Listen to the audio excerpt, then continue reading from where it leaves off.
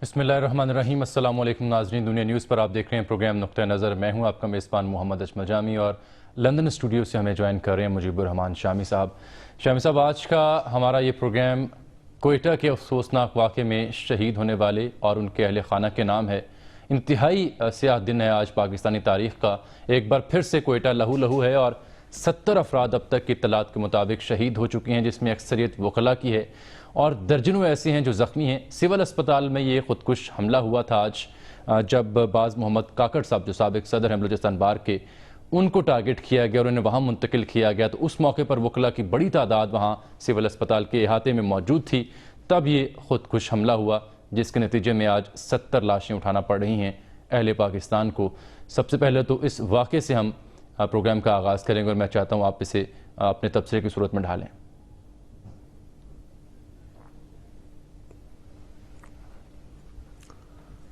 नहीं, ये वाक़या तो अपनी शिद्दत के एतबार से और अपनी नौइयत के एतबार से एक इंतहाई अफसोसनाक है और पाकिस्तान में दहशत गर्दी के वाक़यात बहुत पेश आ चुके हैं और बहुत से ऐसे वाक़यात हैं जिन्होंने पूरी कौम को झंझोड़ कर रख दिया है। जब पेशावर में स्कूल के बच्चों को निशाना बनाया गया तो उसके बाद एक रद्द अमल हुआ, पूरी कौम खड़ी हो गई, एक अज़्म जो है उसका जवां हुआ और तवाना हुआ और दहशत गर्दों के ख़िलाफ़ एक ऐसी कैंपेन का आगाज़ हुआ जिसके नतीजे में पाकिस्तान बड़ी हद तक इस अफरीत पर काबू पा चुका है।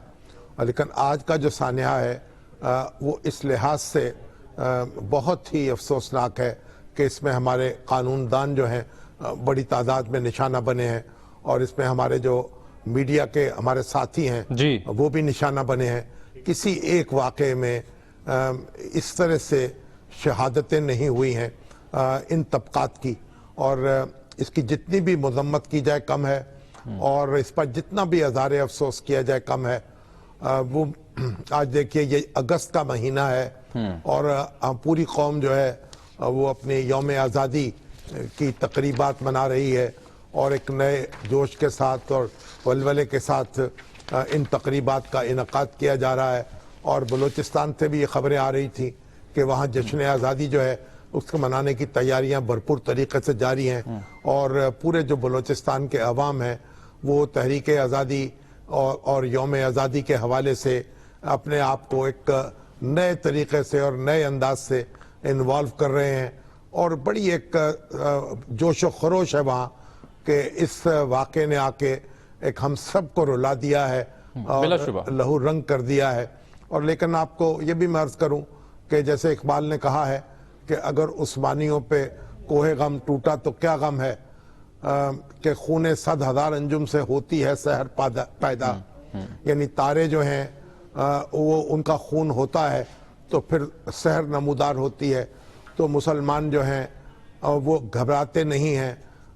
जब भी कोई ऐसा वाक़या होता है या ऐसा सानिया होता है वो हमारे अज़्म को तोड़ता नहीं है बल्कि उसे मज़ीद तवाना करता है। और मुझे उम्मीद है कि पाकिस्तानी कौम इस सदमे से भी एक मज़ीद ताकतवर होकर उभरेगी और हमारी दहशत गर्दी जो है उसके खिलाफ एक नया अज़्म पैदा होगा। उम्मीद तो ये दुआ भी ये शामी साहब, अब आप ये देखिए कि जल्द आएगा ये वाक़या दहशत गर्द इंतहाई अहम सवालात की जानिब तवज्जो मबज़ूल करवा गया है। ये वाक़या उसमें हुआ ये कि पहले तो एक सबसे अहम जो वकील क़यादत थी उसे टारगेट किया गया और फिर जब ये अंदाज़ा लगाया गया कि वकला सिविल अस्पताल में इकट्ठे हैं तो वहाँ पर उनको हिट किया गया। कुछ ही देर पहले एक गैर मुल्की खबरसां इदारे ने ये खबर दी है, AP ने, कि ये तहरीक तालिबान पाकिस्तान के एक स्प्लिंटर ग्रुप यानी जमातुल अहरार ने इसकी ज़िम्मेदारी कबूल की है। और वकला की जो क़यादत थी बलूचिस्तान की कोयटा की, उसमें जो क्रीम है, जो अहम नाम थे करता धरता, वो सब आज शहीद हुए हैं, कुछ ज़ख्मी हुए हैं। मैं कुछ का नाम आपके सामने पेश करता हूँ, नाज़रीन को बताते चलें और फिर हमें कोयटा से दुनिया न्यूज़ के ब्यूरो चीफ इरफान सईद ने भी ज्वाइन कर रखा है, उनसे भी हम इस वाक़े की तफसीलात जानेंगे। बाज़ मोहम्मद काकड़ साहब, मैंने पहले जिक्र किया, ये साबिक सदर बलूचिस्तान बार के हैं और खालिद लांगू जिनके खिलाफ चार्जेस हैं, जी उनके ये वकील भी हैं, जी उनके वकील भी हैं। मुमताज़ कानूनदान काहिर खान नूरज़ई, बैरिस्टर अदनान कासी जो कि साबिक प्रिंसिपल कोयटा लॉ कॉलेज हैं, बिलाल कासी जो मौजूदा सदर हैं बलूचिस्तान बार के, दाऊद कासी ये मेंबर थे बार के, एमल अचकजई, अरबाज गुलजीन, ये तमाम वो मुमताज़ वकला हैं जो कोयटा की जो वकीलों के हल्के हैं वहाँ पर मुमताज़ कद काट रखते हैं और इनका एक बड़ा नाम और बड़ी शोहरत है। इसके अलावा ये आज वाक़या हुआ कैसे, कासी साहब को जब शहीद किया गया, फिर वकला जब अस्पताल पहुँचे, तो वो एक हम रैपअप लेते हैं दुनिया न्यूज़ के ब्यूरो चीफ कोयटा इरफान सईद साहब से। इरफान, सबसे पहले बताइएगा, जब बाज मोहम्मद काकड़ साहब को टारगेट किया गया उससे लेके सिविल अस्पताल की रुदात क्या थी? मैं थोड़ी सी जामी आपकी तस्दीक कर दूं, बाज मोहम्मद काकड़ साहब को शहीद नहीं किया गया था। बिलाल कासी जो थे बलूचिस्तान बार एसोसिएशन के जो साबिक सदर थे, जी अब से चूँकि इलेक्शन अनाउंस हो चुका है तो उसके लिए बाज मोहम्मद काकड़ ने अपने कागजात नामजदगी जमा कराया और बिलाल कासी उन्हीं के पैनल की कंपेन भी चला रहे थे। बिलाल कासी आज सुबह जब 9 बजे अपने घर से मनुजान रोड से निकले हैं, उन्हें नामालूम दहशतगर्दों ने निशाना बनाया। इसी दौरान उनकी जो खबर थी अदालतों तक पहुंची, उसी वकला की बहुत बड़ी तादाद सिविल हॉस्पिटल कोयटा पहुंचना शुरू होगी और उनकी मैयत को जब सिविल हॉस्पिटल कोयटा लाया गया, एन उसी वक्त यानी 9:45 बजे दहशतगर्द जो था उन्होंने जो एक मनसूबाबंदी की हुई थी कि लोग इकट्ठे होंगे, बड़ी तादाद में होंगे और वकला बरादरी इकट्ठी होगी, तो वो दहशतगर्द ने इसी मौके का फ़ायदा उठाते हुए अपने आप को उस जगह पे उस धमाके से उड़ाया जिस जगह पे आज से तकरीबन कोई 2010 में इसी तरह सिविल हॉस्पिटल के इसी मकाम पर एक वाक़या हुआ था। उसमें भी बलूचिस्तान शिया कॉन्फ्रेंस के जो सदर थे उनके बेटे को निशाना बनाया गया था और इसी दौरान लोग वहाँ पे इकट्ठे हुए, उसमें भी मीडिया के 2 अफराद शहीद हुए थे। आज सेम उसी तरह इसी जगह पर उसी मकाम पर सिविल हॉस्पिटल की उसी जगह पर दोबारा एक दहशतगर्दाना हमला हुआ जिसमें खुदकुश हमलावर ने अपने आप को उड़ाया और इसके नतीजे में 70 अफराद जाँ बाक हुए, जिसमें 40 से ज़ायद जो है वकला हैं, जबकि 2 निजी टीवी चैनल के कैमरामैन भी शामिल हैं, जबकि दुनिया न्यूज़ के रिपोर्टर फरीदुल्ला खान भी ज़ख्मी हुए जिन्हें सिविल हॉस्पिटल CMH कोयटा मुंतकिल किया गया। इस वक्त उनकी हालत ख़तरे से बाहर बताई जा रही है, उनको ऑपरेट भी किया जा रहा है और उनके जो जिस्म में स्प्लिंटर थे उनको भी निकाला जा रहा है। तो इस वाक़े के फ़ौरन बाद सिविल हॉस्पिटल में इस वक्त इमरजेंसी नाफिज कर दी गई थी क्योंकि ज़ख्मियों की तादाद तकरीबन 112 के करीब थी, इसलिए एक साथ इतने ज़ख्मियों की ट्रीटमेंट सिविल हॉस्पिटल में नामुमकिन थी। सिविल हॉस्पिटल में उस वक्त भी इमरजेंसी में तकरीबन 4 डॉक्टर मौजूद थे जब ये धमाका हुआ। वकला की तादाद बहुत ज़्यादा थी, इसलिए ज़्यादातर जो लोग थे वो उनको ज़ख्मी को निजी हॉस्पिटल की तरफ मुंतकिल किया गया ताकि उनका जल्द अज जल्द उनका इलाज शुरू किया जा सके, ज़ख्मियों की जानें बचाई जा सकें। ज़्यादातर ज़ख्मियों को इस वक्त CMH कोयटा में मुंतकिल कर दिया गया है, जिनमें से इस वक्त बताया जा रहा है 26 की हालत तशवीशनाक है। आर्मी चीफ ने भी आज अपनी तमाम तर मसरूफियात तर करके फौरी तौर पर सिविल हॉस्पिटल कोयटा पहुँचे और यहाँ पर आके उन्होंने ज़ख्मियों की अयादत की और न सिर्फ अयादत की बल्कि जो उनके जो लवाकिन थे बाहर खड़े थे सिविल हॉस्पिटल में उनसे भी मुलाकात की और उन्हें हर मुमकिन ताउन की यकीन दहानी कराई। इस मौके पर ज़ख्मियों के जो लवाकिन थे उन्होंने मुतालबा किया कि कोयटा से इनको कराची मुंतकिल किया जाए, जिस पर आर्मी चीफ की हिदायत पर इस वक्त जो ज़ख्मियों को कोयटा के जो शदीद ज़ख्मी हैं उन्हें C-130 तैयारे के जरिए कराची मुंतकिल किया जा रहा है आगा खान हॉस्पिटल में। इरफान ये बताएं कि फिर वज़ीर आज़म भी पहुंचे और वज़ीर आज़म और आर्मी चीफ ने मुश्तरका तौर पर ज़ख्मियों की इयादत भी की और फिर अब गवर्नर हाउस में भी एक इजलास की तलात हैं, इस बारे में भी अपडेट कीजिए।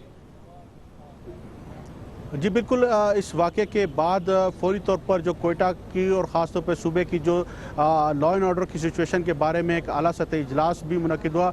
न सिर्फ कोयटा में गवर्नर हाउस में हो रहा है, इस वक्त कमांड एंड सदर्न कमांड में भी इस वक्त आला सतह इजलास हुआ जिसमें आर्मी चीफ को कोयटा शहर की सिक्योरिटी के हवाले से ब्रीफिंग दी गई और ख़ास तौर पर आज के वाक़े के बारे में तमाम तर सूरत हाल से आर्मी चीफ को भी आगाह किया गया। प्राइम मिनिस्टर भी इस वक्त कोयटा में ही मौजूद हैं। इस वक्त सिविल और अस्करी क़यादत दोनों इस वक्त बलूचिस्तान में सर जोड़ कर बैठी हैं और यह इस दहशत गर्दाना वाक़े और बुज़दिलाना कार्रवाई के हवाले से आइंदा के लायामल तय करने के लिए इस वक्त अहम फैसले मुतवक्का हैं। गवर्नर हाउस में इस सिलसिले में इजलास होगा जिसमें प्राइम मिनिस्टर शिरकत करेंगे, जबकि कमांड एंड सदर्न कमांड में आर्मी चीफ को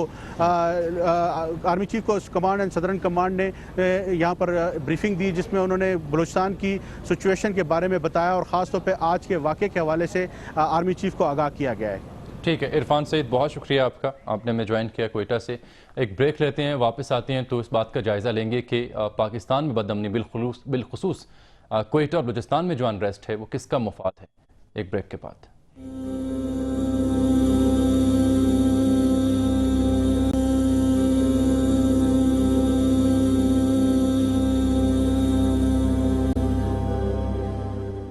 वेलकम बैक नाज़रीन। हम कोयटा के अफसोसनाक वाक़े का जिक्र कर रहे हैं। पहले चंक में कन्फ्यूजन हुई, आपको वाज़े करते चलें। बिलाल अनवर कासी साहब जो मौजूदा सदर हैं बलूचिस्तान बार के, उनको मन्नू जान रोड पर सुबह टारगेट किया गया और जब फिर वकला पहुंचे सिविल अस्पताल तो वहाँ पर फिर बाज़ मोहम्मद काकड़ साहब जो कि साबिक़ सदर रहे वो भी वहाँ पर शहीद हो गए, जान की बाजी हार गए।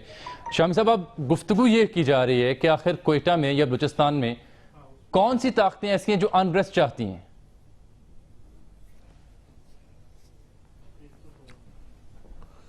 देखिए, वो तो एक बड़ी वाज़ेह बात है। एक ही ताकत है ऐसी जो अनरेस्ट चाहती है और वो है हमारे हमसाये में बसने वाली। उसी की तरफ हम उंगली उठा सकते हैं और वहीं ऐसे लोग मौजूद हैं। तो एक तो जाहिर है कि भारत जो है और दूसरे अफगानिस्तान के में भी ऐसे अनासर मौजूद हैं जो पाकिस्तान के अंदर कोई ना कोई हंगामा कर सकते हैं, कोई ना कोई फितना उठा सकते हैं। लेकिन बहरहाल ये सब चीज़ें जो हैं इस वक्त तक तो इल्ज़ाम के ज़ुमरे में आएंगी जब तक कि कोई चीज़ साबित नहीं हो जाती या कोई हक़ाइक़ इकट्ठे नहीं होते। आप देखिए, इस वक्त कश्मीर में एक आज़ादी की तहरीक जारी है और बदकिस्मती से इंडियन हलकों में भी और ख़ुद बाज़ औक़ात पाकिस्तान में भी बड़ी गैर ज़िम्मेदारी से बात की जाती है और बलूचिस्तान की सूरत हाल को कश्मीर की सूरत हाल से मिलाया जाता है। हालांकि कश्मीर में एक अपसर्ज है, एक लोगों का एक इनकलाब है, लोगों की ताकत जो है मुतालबा कर रही है कि उनको किस्मत का फैसला करने का हक दिया जाए। वो हक अक़वाम मुत्तहिदा उसे कबूल करता है और उसमें रेजोल्यूशन पास कर चुका है। खुद इंडिया जो है उसका ये क्लेम पूरी दुनिया मानने को तैयार नहीं है कि वो कश्मीर उसका टोट अंग है, कश्मीर उसका हिस्सा है। तो पूरी दुनिया कहती है कि कश्मीर एक मुतनाज़ा इलाका है और उसके मसले को हल होना चाहिए। तो यहां तक बलूचिस्तान का ताल्लुक है, बलूचिस्तान पाकिस्तान का बाकायदा हिस्सा है। बलूचिस्तान के लोगों ने पाकिस्तान में शमूलियत अख्तियार की और बलूचिस्तान में कोई अपसर्ज नहीं है, वहां आवाम की एक मुंतखब हुकूमत काम कर रही है। बलूचिस्तान में जो लोग काम कर रहे हैं वो साजिशी हैं, वो जेर जमीन हैं, वो परवुर्दा हैं बैरूनी ताकतों के और वो इजहार कर रहे हैं दहशत गर्दी के जरिए से। और ये इसलिए ये तो जो ये इसका अवाम से कोई ताल्लुक नहीं है। अवाम उनकी पुष्ट पर होते तो ये अनासर इस तरह की कार्रवाइयां करने की बजाय इंतखाबात में हिस्सा लेते, मुजाहरे करते, जुलूस निकालते, हड़तालें करते, अपनी ताकत का इजहार करते, जो सियासी अमल के दौरान किया जाता है। ये इनको किसी को ये जरूरत नहीं हो रही। ये सूरज की आंख में आंख डालकर बात नहीं कर सकते, ये दिन की रोशनी में ये बाहर नहीं निकल सकते। इनको कोई हमायत हासिल नहीं है लोगों की। ये दहशत गर्द हैं और ये साजिश कर रहे हैं और बलूचिस्तान के अवाम के खिलाफ इन्होंने जंग छेड़ी हुई है। बलूचिस्तान में आज भी अल्लाह के फजल करम से एक अवाम के मुंतखब नुमाइंदे हुकूमत कर रहे हैं और मामलात चला रहे हैं। तो अब ये जो एक बहुत से ऐसे लोग हैं जो तवज्जो हटाना चाहते हैं, हमारे भारत के दोस्त भी ऐसे हैं जो तवज्जो हटाना चाहते हैं अपनी तरफ से, कश्मीर की तरफ से, और इस तरह बलूचिस्तान में इस तरह की कार्रवाई कर सकते हैं। मैं ये नहीं कहता कि उन्होंने की है, लेकिन करने की सलाहियत रखते हैं और नीयत भी रखते हैं। उनकी नीयत में भी फतूर है, ये अपनी जगह मौजूद है। लेकिन देखिए, ये जो भी सूरत हाल है हमें इसका सामना करना है। और एक बात मैं आपसे ये अर्ज करूं कि देखिए, जिस तरह से ये वारदात हुई है, यानी अब देखिए जाहिर है कि एक जो हमारे बिलाल कासी हैं वो 2 दफा सदर मुंतखब हो चुके हैं हाई कोर्ट बार के। उससे पहले बलूचिस्तान की जो bar association, district bar association है, उसके सदर रहे हैं और एक बड़ी तवील तारीख रखते हैं जिद्दोजहद की, जमहूरियत के लिए, शहरी हकूक के लिए, और एक बड़ा नाम है, कदावर नाम है, उनकी बड़ी शख्सियत है। तो जब उनका निशाना बनाया गया तो जाहिर है कि उसके बाद एक रद्द अमल पैदा होना था। वकीलों में ये शामिल साहब बड़ा अहम नुक्ता आपने छेड़ा, इस पर हमने तफसीली तबादला ख्याल करना है कि ये जो रद्द-ए-अमल था ये दुरुस्त था, कैसे इस रद्द-ए-अमल को मैनेज किया जा सकता था, इस पर हम बात करते हैं। और फिर ये कि पाकिस्तान क्या कर सकता है बैरूनी मुदाखलतों को रोकने के लिए। लेकिन उससे पहले हमें ज्वाइन कर लिए साबिक वज़ीर दाखिला जनाब रहमान मलिक साहब ने। अस्सलाम वालेकुम मलिक साहब, आज फिर अफसोसनाक दिन है पाकिस्तान की तारीख का। 70 अफराद शहीद हुए, अक्सर वकला हैं, क्या कहते हैं आप इस पर? जामी साहब और मोहतरम जुमरमान सामी साहब, अस्सलाम वालेकुम। मैं समझता हूँ कि जो आज का हमला है ये पूरे पाकिस्तान पे, पूरी कौम पे और एक बहुत बड़ा सवालिया निशान छोड़ रहा है हमारी हुकूमतों पे भी और लॉ एनफोर्समेंट एजेंसीज पे भी। अगर आप इस पूरे वाकया की तफसील देखें, जैसे अभी मेरे एक दोस्त कर रहे थे और मैं भी इसको एनालाइज किया, सुबह मैंने सबसे पहले एक टीवी चैनल पर यही कहा था कि हमें नहीं भूलना चाहिए भारत का और अफगानिस्तान का गठजोड़, और ये भी नहीं भूलना चाहिए कि वहाँ पे मंकी स्पाइस जो मिले हैं और कितने ऐसे मंकीज पाकिस्तान की उस सरहद बलूचिस्तान में हैं, वो भी देखने की बात है। तो मैं ये समझता हूँ कि जो कुछ भी हो रहा है ये पाकिस्तान के खिलाफ बहुत बड़ी साजिश है, लेकिन इस साजिश को हम उसी तरीके से काउंटर कर सकते हैं अगर हमारे आपस में यूनिटी हो। पाकिस्तान की सिचुएशन आप देख लें, एक्सटर्नल इंटरनल पॉलिसी जो है उसको रिविजिट करने की जरूरत है, और आपने अभी पाकिस्तान के अंदर जो पॉलिटिकल पोलराइजेशन है वो भी आप देख रहे हैं। तो जब कौमें आपस में ही पोलराइज होते हैं, अपने घर में ही पोलराइज होते हैं, तो बाहर से हमला करने वालों को मौका मिल जाता है। मैं ये समझता हूँ कि जिस तरह ज़रबे अज़हर की एक ऑपरेशन ने बहुत अच्छे रिजल्ट दिए आपको KPK में और खासतौर पर फाटा में, मैं समझता हूँ कि एक ऐसी ऑपरेशन जो बगैर डिस्क्रिमिनेशन के हो और वो सिर्फ वहां पे ऑपरेशन करे जहां जहां स्लीपिंग सेल्स हैं इनके, जहां जहां इनकी सेंचुरीज हैं। मैं किसी सूबे का नाम नहीं लूंगा, इंटेलिजेंस एजेंसी के पास सब कुछ पड़ा हुआ है। बस ये थे इंटीरियर मिनिस्ट्री, मैंने काफी इस पे काम किया और एक्शन भी लिए, और आपको पता है कि मेरे पे काफी इल्जाम दिया है कि मैंने पंजाबी तालिबान का हूँ, कहा मैं लश्कर जंगी के पीछे क्यों आया हूँ। बहरहाल मैं उस वक्त देख रहा था, और आज से 6 महीने पहले मैंने कहा था कि दैश जो है ये वर्क कर रही है। दैश जो अपना जितना भी उसका मेथड, जितना वो जो मेथड इस्तेमाल करती है वो बिल्कुल एक वेपन को, एक टेरर को एक वेपन के तौर पे इस्तेमाल करते हुए पाकिस्तान के लोगों पर अटैक करेगी। अब देखना ये है कि ये जो वाकया हुआ है, ये वाकया एक चीज की तरफ तो इशारा नहीं करता बल्कि वाज़ह करता है कि जो टेररिस्ट है वो वेल ऑर्गेनाइज्ड भी है, वो इनग्रेस्ड हैं पूरे सिस्टम में, और उनकी इंटेलिजेंस इस अंदाज में काम करती है कि वो आने वाले एक्शन को भी प्रिएम्प्ट करती है। जैसे काकड़ साहब को शहीद किया गया, एक नेचुरल रद्द अमल था कि पूरी की पूरी बार ने आना था, वकीलों ने आना था, फैमिलीज ने आना था, पब्लिक ने आना था। वो हॉस्पिटल में जब लेके गए हैं तो आपका ख्याल है कि उसी वक्त तो नहीं सुसाइड बॉम्बर उन्होंने कहा होगा भाई हो गया चलो। ये पहला एक प्री प्लान्ड वाकया था। क्वेश्चन राइजेस, क्या इसके मतलब कोई इंटेलिजेंस थी, क्या कोई उसके पीछे था? चलो हैविंग सेड सो, मैं किसी पे ब्लेम नहीं करता हूँ। एक माइंडसेट पाकिस्तान में बना हुआ है और उस माइंडसेट को खत्म करने के लिए एक नेशनल एक्शन प्लान आया, और मैं बिल्कुल ओपनली कहूंगा कि मिनिस्ट्री ऑफ इंटीरियर ने बहुत कुछ किया, तो उनके जुम्मे था, they did it. As a बसीयत चेयरमैन स्टैंडिंग कमेटी मैंने इसकी मीटिंगें 2 ली हैं, और मुझे अफसोस से कहना पड़ता है कि जो माइंडसेट को चेंज करने के लिए जैसे मदरसा अथॉरिटी बननी थी नहीं बनी, प्रोस्क्राइब ऑर्गेनाइजेशन के खिलाफ जो एक कानून बनाना था वो नहीं बना। आज भी लश्कर जंगी दंदनाता फिरता है।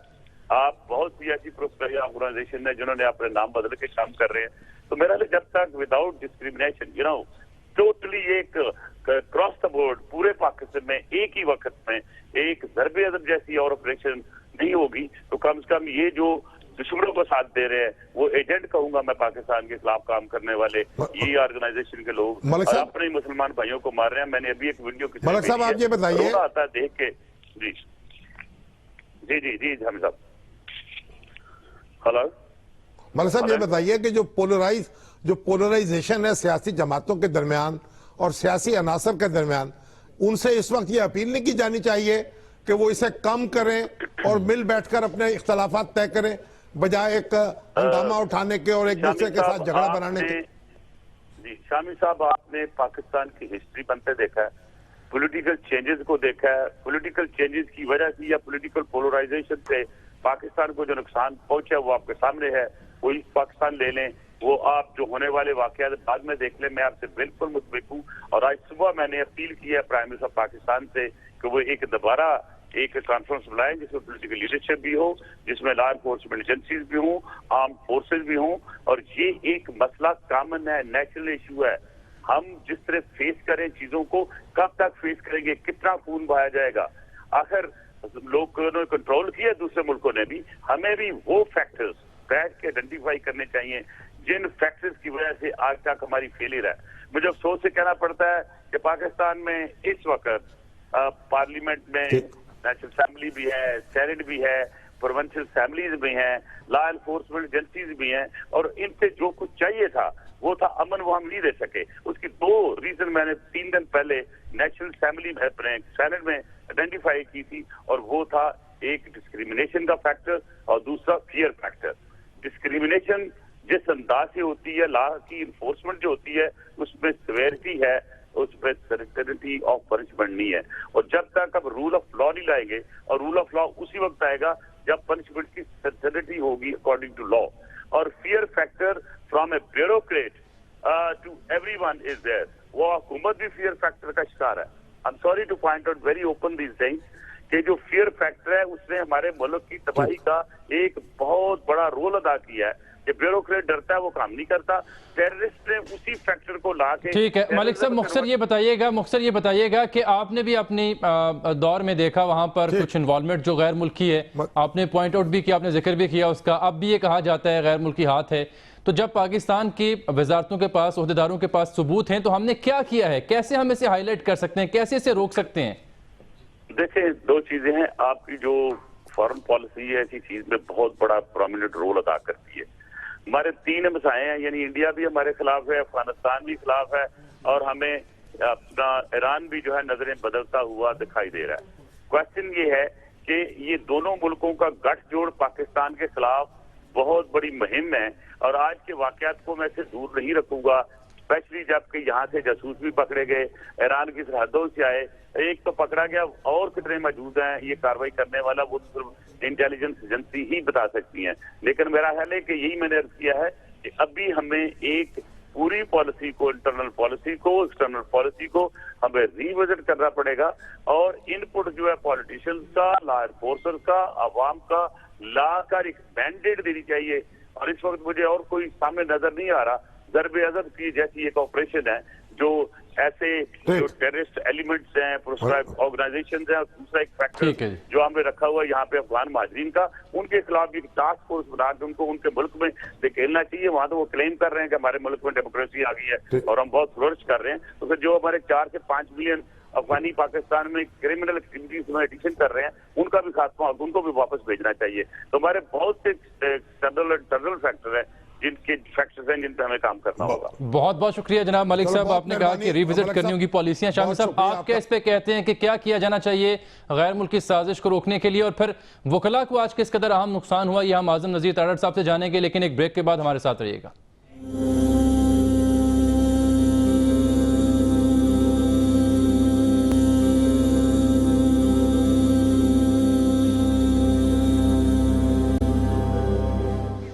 वेलकम बैक नाज़रीन। अहम खबर ये है इसी वाक़े से जुड़ी कि कुछ ज़ख्मियों को क्वेटा से पाक फ़िज़ाइया के खुसूसी तैयारों के ज़रिए कराची मुंतकिल किया गया है। एयर एम्बुलेंस है जो पाक फ़िज़ाइया ने फ़राहम की हैं, और इनके ज़रिए ज़ख्मियों को मुंतकिल किया गया है क्वेटा से कराची में। और हमें ज्वाइन किए कराची से दुनिया न्यूज़ के नुमाइंदे तारिक अजीज़ ने। तारिक, कितनी तादाद में ज़ख्मी हैं जो क्वेटा से यहाँ पहुँचे हैं कराची में? जी बिल्कुल, एयर चीफ की खुसूसी हिदायत पर पाक फ़ज़ाइया का जो एक एयर एम्बुलेंस है C-130 में जो बना हुआ है, उसके जरिए क्वेटा से जख्मियों की मुंतकली का सिलसिला शुरू हो गया है। जो पहली एयर एम्बुलेंस के जरिए यहाँ जख्मी को मुंतकिल किया गया, उनकी तादाद 29 बताई जा रही है, और ये खुसूसी तैयारा आपसे कोई देर कबल फैसल एयरबेस कराची में उतरा है, जहाँ से मुख्तलिफ अस्पतालों में इन जख्मियों को मुंतकिल किया जाएगा।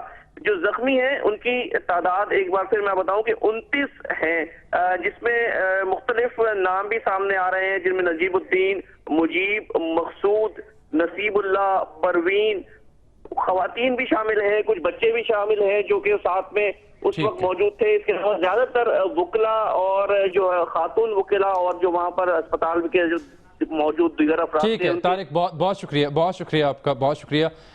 शामी साहब, इसके अलावा गवर्नर हाउस बलूचिस्तान में इस वक्त अहम इजलास भी जारी है वज़ीर आज़म की ज़ेर सदारत, जिसमें आर्मी चीफ भी हैं, अस्करी और सियासी क़यादत के अहम रहनुमा भी वहाँ मौजूद हैं जो इस वाक़े के ऊपर गौर कर रहे हैं, और आइंदा की हुकूमत अमली भी डेफिनेटली वहाँ पर डिज़ाइन की जाएगी। लेकिन जो सवाल हमने ब्रेक से पहले छोड़ा था आपके लिए, वो यही था कि जैसे मलिक साहब ने भी पॉइंट आउट किया कि गैर मुल्की हाथ है इसमें, जिसको हम डिनाई नहीं कर सकते, कैसे पाकिस्तान इसे निमट सकता है?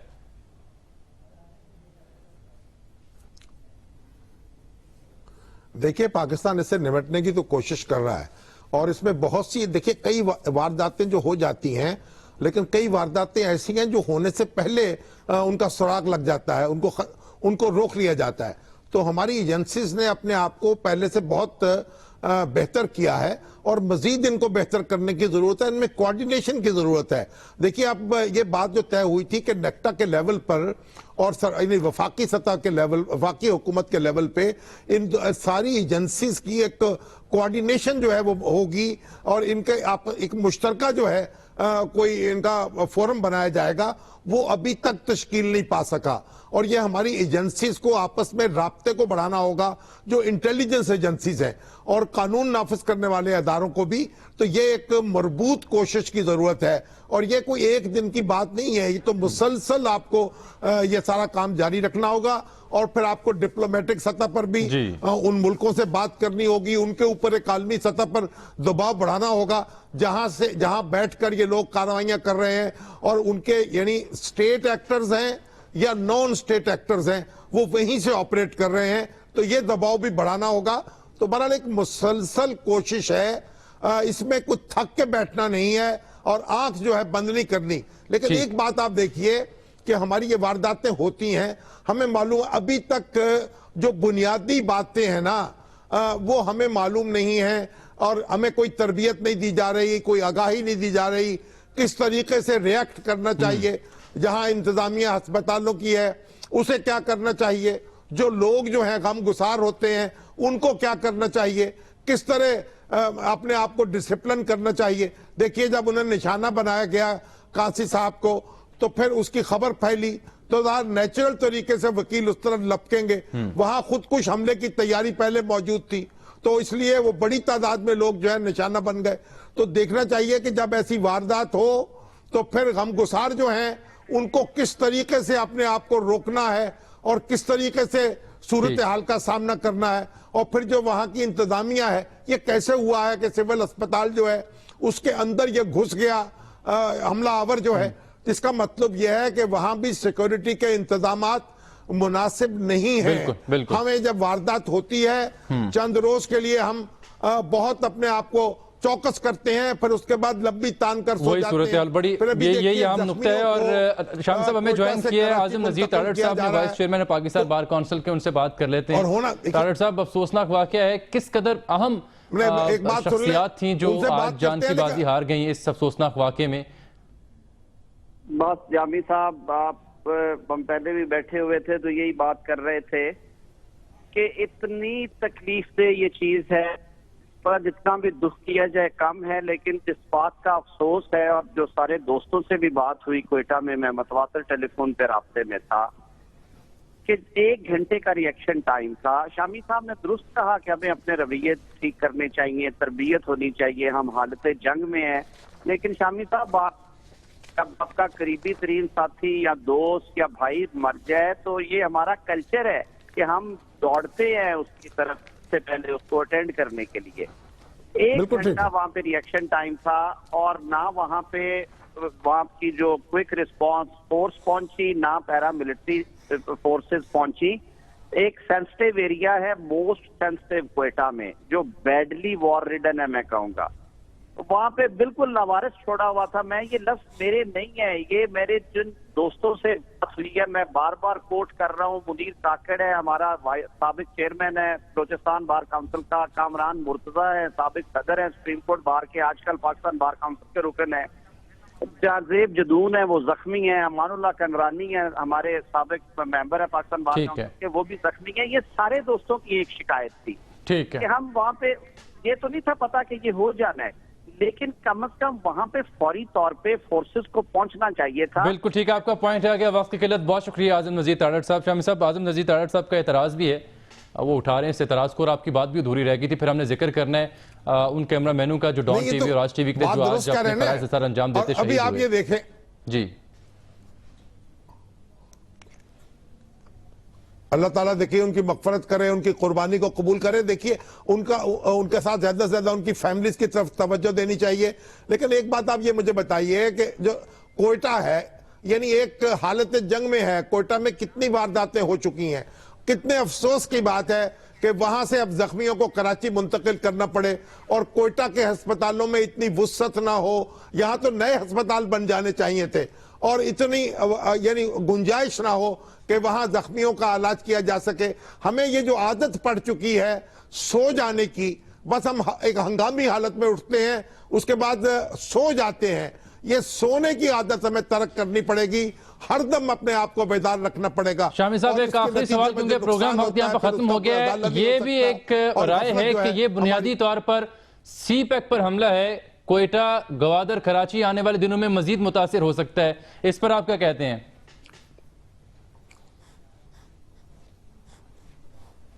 देखिए एक जब वारदात होती है उसके कई पहलू होते हैं, कई लोग हमारे खिलाफ ऑपरेट कर रहे हैं। सी पैक के दुश्मन भी हैं, हमारे यानी बलूचिस्तान के अमनो अमान के दुश्मन भी हैं, पाकिस्तान को बेसुकून करने वाले भी मौजूद हैं। हमें हर महाज पर नजर रखनी है और हर चौकस रहना है, चारों तरफ नजर रखनी है। अभी रहमान मलिक साहब जो कह रहे थे वो ईरान की बात भी कर रहे थे, लेकिन ईरान के मामले में मैं नहीं समझता, ईरान से हमारी दोस्ती है, हमें उसे तवाना करना चाहिए। बिल्कुल ठीक। शामी साहब प्रोग्राम वक्त यहाँ पर खत्म हो गया। नाज़रीन इजाजत दीजिए, अल्लाह हाफिज।